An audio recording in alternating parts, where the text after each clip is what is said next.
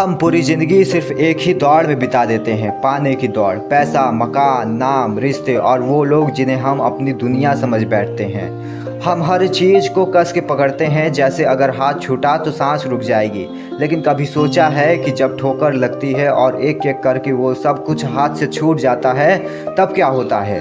सब कुछ खोने के बाद आखिर क्या बचता है? जब कुछ खोते हैं तो दर्द होता है।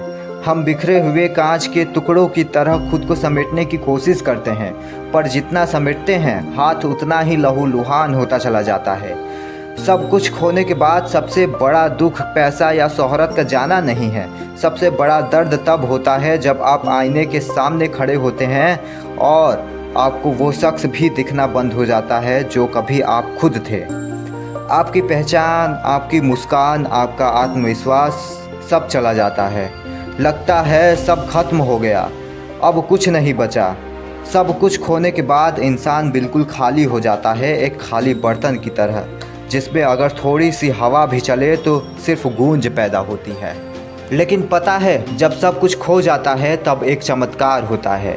जब आपके पास खोने के लिए कुछ और बचता ही नहीं तो आपके अंदर से खोने का डर हमेशा के लिए ख़त्म हो जाता है। और उस डर के ख़त्म होते ही आपको उस सवाल का जवाब मिलता है, सब कुछ खोने के बाद क्या बचता है? सब कुछ खोने के बाद बचती है उम्मीद।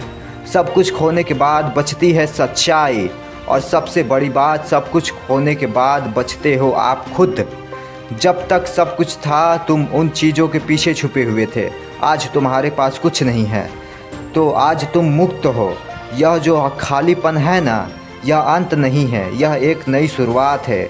क्योंकि एक खाली पन्नों की किताब में ही नए सिरे से सबसे खूबसूरत कहानी लिखी जाती है। इसलिए अगर आज सब कुछ खो चुके हो तो रोना बंद करो, उठो और देखो तुम अब भी जिंदा हो।